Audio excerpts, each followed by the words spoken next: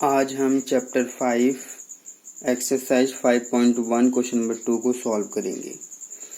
Question number 2 को solve करने से पहले यहाँ पर क्वेश्चन नंबर 1 में हमारा एक लास्ट पॉइंट था, फोर्थ पॉइंट, जिसमें यहाँ पर हमें बताना था कि इस स्थिति में जो संख्याओं की सूची बन रही है उससे एपी बनती है कि नहीं बनती है। तो इसमें हमने पहले वर्ष का मिस दर निकाला था तो 10,800 आया था।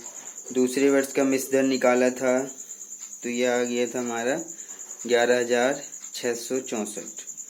तो जो संख्याओं की सूची थी वो इस प्रकार से बनी थी 10,000, 10,800 और फिर 11,664।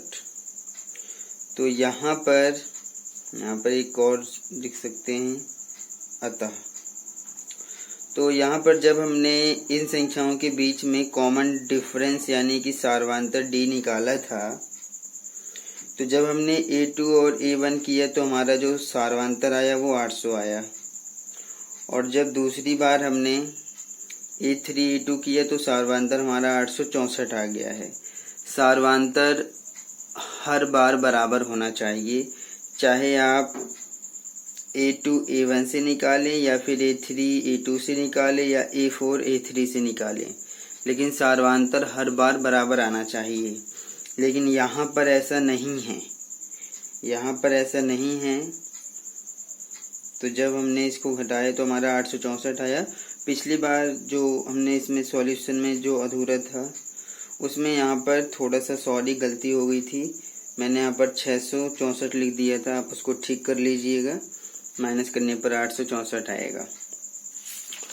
तो यहाँ पर हमने देखा कि यहाँ पर a2 माइनस a2 और a3 माइनस a2 और a2 माइनस a1 ये दोनों ही बराबर नहीं हैं। आप पीछे देख सकते हैं, यहाँ पर भी बराबर नहीं है, तो इसलिए ये लिखा गया है। तो अतः जो सूची है वो एपी नहीं है, तो ये आपको बताना था। अब हम क्वेश्चन नंबर 2 के ऊपर बात करते हैं। क्वेश्चन नंबर 2 में दिया हुआ है कि दी हुई एपी के प्रथम 4 पद लिखिए, जबकि प्रथम पद ए और सार्वंतर डी निम्नलिखित हैं। यानी कि हमें ए और डी दिया हुआ है और हमें एपी के 4 पद लिखना है। तो वो इस प्रकार से लिखा जाएगा। पहले सवाल में ए हमें दिया है 10 और डी भी दिया है 10। तो यहाँ पर लिखेंगे एपी, ये आपका हल रहेगा। एपी के प्रथम 4 पद बराबर। तो यहाँ पर आप लिखेंगे व्यापक रूप से, जैसे हमारा जो समांतर श्रेणी का व्यापक रूप होता है वो होता है ए प्लस डी, ए प्लस 2d, ए प्लस 3d। तो यहाँ पर हमारा ये 4 पद हो गया, 1 2 3 4 पद हो गए। इसमें मान रख देते हैं। ए कितना है 10, फिर ए प्लस डी यानी कि 10 प्लस 10, फिर है 10 प्लस 2, इनके बीच में गुणा का निशान, डी का मान 10, ए रहेगा 10 प्लस 3, इनके बीच में गुणा का निशान, डी यहाँ पर 10 रहेगा। तो अभी आ जाएगा 10, 10 और 10 20, 2 दाम 20, 20 और 10 30, 10 तियाँ 30, 30 और 10 40। तो ये हमारे एपी के 4 पद निकल जाएंगे। पहला पद रहेगा 10, दूसरा 20, तीसरा 30, चौथा 40। तो ये हमने कैसे निकाला है, जो एपी का व्यापक रूप होता है उसका प्रयोग किया है। मैं पिछले वीडियोस में इंट्रोडक्शन में इसके बारे में बात कर चुका हूँ कि ए प्लस डी, ए प्लस 2d, ए प्लस 3d ये क्या होता है। अब इसी फॉर्मूले का या एपी के प्रथम 4 पद ज्ञात करने के लिए हम एपी का व्यापक रूप प्रयोग करेंगे। सभी सवालों में आप ऐसा कर सकते हैं, सभी क्वेश्चनों को सॉल्व करने के लिए। सेकंड पॉइंट में दिया है ए हमारा है -2 और डी यहाँ पर है 0। तो जब हम एपी के 4 पद लिखेंगे तो एपी का 4 पद बराबर। तो पहला रहेगा ए, दूसरा रहेगा ए प्लस डी, तीसरा रहेगा ए प्लस 2d, फिर ए प्लस 4d। तो ए का मान रखेंगे -2 कॉमा, फिर -2 प्लस डी रहेगा 0, फिर कॉमा, फिर ए का मान -2 प्लस 2 गुणा डी का मान 0, फिर कॉमा, ए का मान -2 प्लस 4 गुणा डी का मान 0। जब इसको हल कर देंगे तो 4 पद निकल जाएगा। ये निकल जाएगा हमारा -2 कॉमा, जब हम 0 में -2 को जोड़ेंगे तो -2 ही आएगा, कॉमा, 0 की गुणा 2 में करेंगे 0, तो यहाँ बचेगा -2, फिर कॉमा, 0 की गुणा 4 में करेंगे 0, यहाँ पर भी -2 बचेगा। तो इस प्रकार से हमारे ये 4 पद इसका भी निकल गया है। इसी प्रकार से हम थर्ड पॉइंट लेते हैं। थर्ड पॉइंट में दिया हुआ है a बराबर है 4 और d बराबर है -3। जब आप इसको हल करेंगे और AP के 4 पद लिखेंगे तो वो 4 पद बनेगा a plus D, a plus 2d, a plus 3d। तो a यहाँ प्रथम पद कितना है 4, फिर a प्लस डी है यानी कि 4 प्लस ब्रैकेट में d का मान -3, फिर कॉमा, a यहाँ पर 4 प्लस 2 गुणा d का मान -3, फिर कॉमा, a का मान 4 प्लस 3 गुणा d का मान -3। तो ये रहेगा हमारा 4 कॉमा 4 प्लस माइनस माइनस का 3 कॉमा 4 और यह आ जाएगा प्लस माइनस माइनस 2 3 6 कॉमा, ये रहेगा 4 प्लस माइनस माइनस 3 3 जा 9 या 3 3 9 हो जाएगा। ये आपको दिख नहीं रहा होगा, इसको आप ध्यान रखिए। ये जो है -3 है, -3। तो अब आ जाएगा 4 कॉमा 4 में से 3 घटा देंगे 1 कॉमा 4 में से 6 घटाएंगे तो माइनस का ज़्यादा है तो माइनस का 2 आएगा, फिर 9 में से 4 घटाएंगे तो 5 आएगा माइनस का, क्योंकि माइनस का ज़्यादा है। तो इस प्रकार से हमारा AP के 4 पद बन गए हैं। इसी प्रकार से फोर्थ पॉइंट लेते हैं। फोर्थ पॉइंट में A हमें दिया है -1 और D दिया है 1/2। तो जब इसको हल किया जाएगा और AP के 4 पद लिखा जाएगा तो ये बन जाएगा हमारा A plus D A plus 2D A plus 3D। तो ये 4 पद हैं, 1 2 3 4 पद हैं, बस इसमें मान रखना है A और D का मान। तो A हमारा रहेगा -1 कॉमा -1 प्लस D का मान 1/2 कॉमा A का मान -1 प्लस 2 गुणा D का मान 1/2, फिर कॉमा A का मान -1 प्लस 3 गुणा D का मान 1/2। तो ये बनेगा -1 कॉमा। अब यहाँ पर आप देखेंगे कि ये -1 है, ये प्लस का 2 है। आप इसको या तो एलसीएम लेके हल कर सकते हैं। आप यहाँ पर एलसीएम ले सकते हैं, बटी में लगाइए, 2 और 1 एलसीएम 2 आएगा। 2 को जब 1 से भाग करेंगे तो 2 की गुणाई में कर दीजिए, तो ऊपर माइनस का 1 है तो माइनस का 2 हो जाएगा। 2 को 2 से भाग करेंगे कि 1 की गुणा ऊपर कर देंगे तो 1 आ जाएगा, कॉमा यहाँ 2 से 2 कट जाएगा तो ये रहेगा हमारा -1 प्लस 1 कॉमा यहाँ पर -1 और फिर इसके नीचे 1 लगा के आप 3 की गुणा 1 में कर सकते हैं, तो 3 बटे में 1 की गुणा 2 में कर दीजिए 2। इसके नीचे भी 1 लगा के आपको एलसीएम ही लेना पड़ेगा। तो जब आप इसको सॉल्व करेंगे तब आपका आंसर आएगा।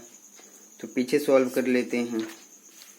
तो पहला बनेगा -1 कॉमा यहाँ पर 2 में से 1 घटाएंगे, माइनस का ज़्यादा है तो -1/2 आ जाएगा, -1/2 आ गया। फिर -1 प्लस 1 ये कट जाएगा, ये 0 बन जाएगा क्योंकि घटने के बाद 0 बचेगा। और यहाँ पर जब आप एलसीएम ले लेंगे तो नीचे 2 एलसीएम आ जाएगा, और फिर 2 को जब 1 से भाग करेंगे तो 2 आएगा। 2 की गुणा ऊपर -1 में करना है तो -2। 2 को 2 से भाग करेंगे, 1 की गुणा 3 में कर देंगे, 3 आ जाएगा। तो ये बनेगा -1, -1/2, 0, 3 में से 2 घटा देंगे 1, प्लस का 3 ज़्यादा है तो इसलिए हमारा 1/2 आ जाएगा। तो इस प्रकार से एपी के 4 पद बन गए हैं। अब यहाँ पर हम 5th पॉइंट, लास्ट पॉइंट को सॉल्व कर देते हैं। 5th पॉइंट में दिया है, ए दिया हुआ है -1.25 और डी दिया हुआ है -0.25। तो जब इसको हल किया जाएगा तो एपी के 4 पद लिखेंगे बराबर करके। तो बनेगा ए प्लस डी, ए प्लस 2d, ए प्लस 3d, क्योंकि ये 4 पद हो गए हैं। तो जब इसको सॉल्व किया जाएगा तो यहाँ पर मान रखते हैं, ए का मान रखेंगे -1.25, अब ए प्लस डी में -1.25 प्लस डी का मान रखेंगे -0.25, ये हो गया। फिर कॉमा, अब ये दोनों बड़े हैं, मैं नीचे लिख रहा हूँ। ए का मान रहेगा -1.25, फिर प्लस 2 गुणा डी का मान रहेगा -0.25 और फिर कॉमा, ये चौथा पद लास्ट वाला मैं नीचे लिख रहा हूँ। ए का मान रहेगा -1.25 प्लस 3 गुणा डी का मान रहेगा -0.25। ये थोड़ा सा आप इसको ध्यान से करिए, कंफ्यूज ना होइए तो आप कर पाएंगे। तो पहला पद बनेगा -1.25, इसका बन जाएगा -1.25 और ये प्लस -0.25, फिर कॉमा।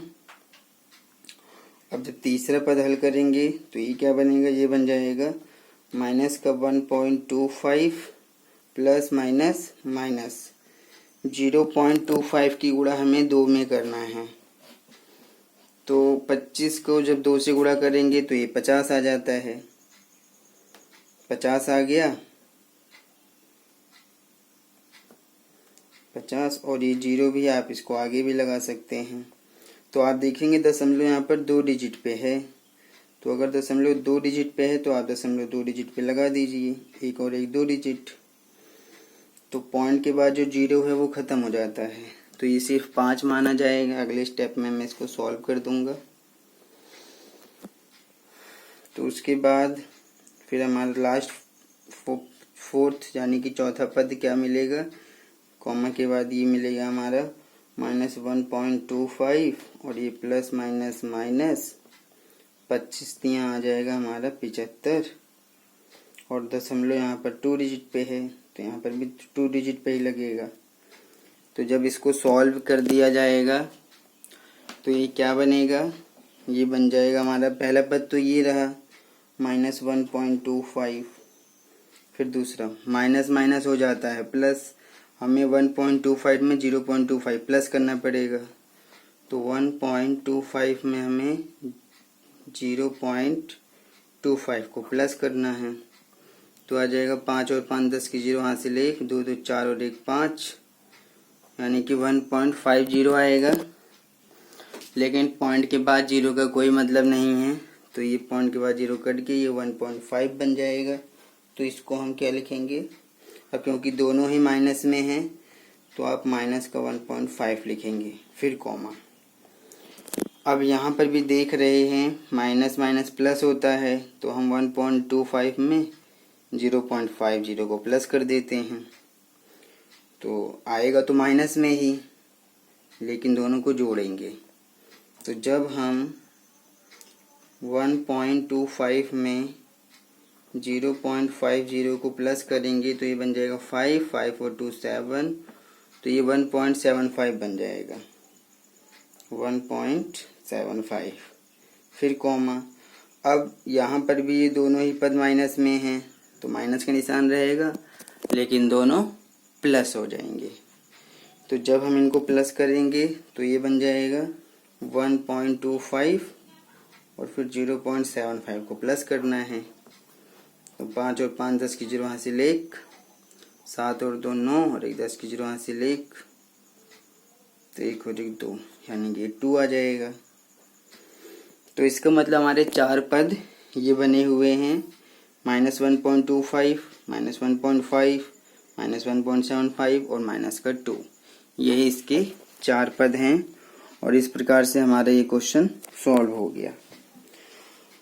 अब हम क्वेश्चन नंबर 3 के ऊपर भी थोड़ा बात कर लेते हैं। क्वेश्चन नंबर 3 में क्या दिया है और क्या करना है। क्वेश्चन नंबर 3 में कहा गया है निम्नलिखित में से प्रत्येक एपी के लिए प्रथम पद और सार्वंतर लिखिए। तो यहाँ पर हमें पहला सवाल दिया हुआ है, पहला सवाल है 3, 1, -1, -3 डॉट डॉट।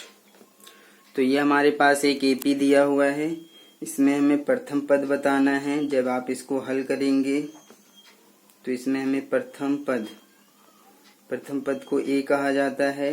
आप प्रथम पद को ए लिखेंगे तो प्रथम पद इसके अंदर आप देखेंगे पहले नंबर पे कितना है, 3 है।